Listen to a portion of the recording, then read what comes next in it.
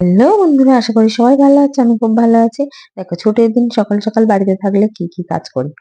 আর প্রথমে সকালবেলা তো উঠে আমাদের ঝটপট রান্না, মানে সকালের রান্না আমাদের কোনোদিন মিস যায় না। সকাল সকাল রান্না করার জন্য মা এদিকে মাছ কাটছে আর উনানটা ধরিয়ে দিচ্ছে, যেহেতু ভাতটা উনানে হবে। আরো কিছু তরকারি সবজি উনানেই হবে। আর এইদিকে দেখো, পুচকো বাচ্চারা খেলা করছে আর আমি একদিকে এটা কি বলে, তাল নয়, তিল পাটালি নিয়ে চলে এসেছি। আর তার মাঝখানে মাছগুলো আমি নুন হলুদ মাখিয়ে ভাজা আরম্ভ করে দিয়েছি। এখানে আমি গ্যাসে মাছের ঝালটা করব। আর এদিকে ভাইপোর ম্যাগিটা রেডি করে দিয়েছি। দেখো, ম্যাগি খেতে তো ভীষণই ভালোবাসে। ম্যাগি হলে একা একা হাতে খেয়ে নেয়। ম্যাগিটা সেরে নিয়েই আমি মাছের ঝালটা কমপ্লিট করব। মাছগুলো অর্ধেক ভাজা হয়ে গেছে আর বাকি অর্ধেক আমি আবারও ভেজে নেব মাছগুলো। মা তো উনানে ভাত রান্না করছে আর একটা সবজি রান্না করছে। সকাল সকাল রান্নার ঝামেলাটা হয়ে গেলে জানো তো, সারাদিন বেশ শান্তিতে থাকা যায়। মাছের ঝাল প্রায় কমপ্লিট হয়ে যাবে এদিকে। আর এদিকে দেখো, মায়ের বাঁধাকপির তরকারি হয়ে গেছে চিংড়ি মাছ দিয়ে, ছোট ছোট চিংড়ি মাছ। আর এদিকে আমার মাছের ঝাল কমপ্লিট। আর তার মাঝখানে দেখো, সকালের টিফিনটা তো করতে হবে, রান্না বান্না হয়ে গেছে। এবার করব টিফিন।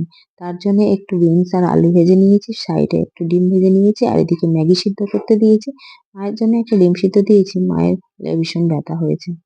ম্যাগিটা সিদ্ধ করে নিয়ে সবজির মধ্যে দিয়ে দিলাম আর ম্যাগি মশলাটা অল্প একটু দিয়ে নেড়ে চেড়ে নেবো।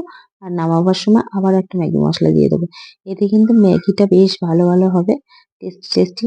আর ম্যাগিটা ভাজা হয়ে গেছে প্রায়, দেখো। এদিকে উল্টো পাল্টে দিয়েছি। ম্যাগি কিন্তু বেশি ভাজতে লাগে না, এদিকে সবজির সাথে উল্টো পাল্টে দিলেই কিন্তু হয়ে যায়।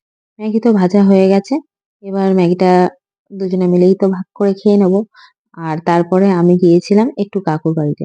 পাশে কাকুর বাড়িতে গিয়ে দেখি না, গাছে একটা ভীষণ উঁচুতে, একদম খেরিজ গাছের মাথার উপর একটা পাখি আটকে আছে। পাখিটা কেউ বলছে যে লক্ষ্মী প্যাঁচা আর কেউ বলছে এমনি প্যাঁচা। দেখো, পাশের আরেকটা কাকুর ছেলেকে ডাকলাম। ওই ছোট্ট বাচ্চাটা উঠে দেখো পাখিটাকে কি সুন্দর বাঁচিয়ে আনছে। আর পাখিটা ছাড়াতেই নিচে পড়ে গেছে। আমরা সবাই ছুটে গিয়ে একটু জল টল দিয়েছি। তোমরা কিন্তু কেউ জানিও এটা কি পেঁচা? এটা তো পেঁচা মনে হচ্ছে। অনেকেই বলছে লক্ষ্মী পেঁচা, অনেকেই বলছে এমনি পেঁচা। লক্ষ্মী পেঁচা সাদাও হয় কিন্তু, আর এরকমই হয়। কি পেঁচা আমরা জানি না, তোমরা কমেন্টস করে অবশ্যই জানাবে এটা কি পেঁচা। যেকোনো প্রাণীকে একটু তাকে বাঁচিয়ে দিলে বা তাকে একটু সুস্থ করে দিলে নিজেদের মনের মধ্যে কিরকম শান্তি লাগে বলো তো। পাখিটাকে ধরে এনে জল দিয়ে বাঁচাবার চেষ্টা করছি। আর ঘুড়ির লাটাইয়ের দড়ি না, এত শক্ত হয়, ধারালো হয়, পুরো একটা ডানা পুরো ভেঙে গেছে। আমরা যাই হোক একটু বাঁচিয়ে দিয়েছি ওকে। তারপর বন দপ্তরে ফোন করে দিয়েছিলাম, তারা এসে নিয়ে যাবে। কেননা ও কি খায় বা কিভাবে রাখতে হবে আমরা তো জানি না, একটা ডানা পুরো ভেঙে গেছে। আর এদিকে দেখো, কলা গাছে এক কাঁদি কলা হয়েছে আর গাছের তেঁতুল পেকেও ভর্তি হয়ে গেছে। আর এদিকে তো তোমরা দেখেছো এই ড্রামগুলোর মধ্যে কি থাকে, ধান সিদ্ধ থাকে, জল থাকে। আমাদের ড্রামগুলো অনেক কাজে লাগে। আর মায়ের একটা বড় মানকচু পেকে গেছে। আর চালতার চাটনিটা তার মাঝখানে আমি সেরে নিলাম। আর তার মাঝখানে একটু কিন্তু স্নানটাও সেরে নিলাম চাটনিটা বসিয়ে। চাটনি খেতে কিন্তু বেশ ভালো লাগবে। আর দুপুরে একটু ছাদে উঠে দেখো, দুপুরবেলা গ্রামের দিকে না রান্না বান্না সেরে একে অপরের সাথে একটু কথা বলে। আর এর মাঝখানে খেয়ে নিয়ে এই পুচকুটার সাথে একটু খেলা করছিলাম। আর তার মাঝখানে দেখো, হরিদাসী করে কাঁধে উঠে ঘুরে বেড়াচ্ছে। হরিদাসী মানে আমাদের কুটুস। আর এদিকে দেখো, মায়ের ওলকপি গুলো ছোট্ট ছোট্ট হয়েছে আর কুমড়ো গাছে সাজিয়েছে। কুমড়ো পুরো মা বাগান ভর্তি করে দেন।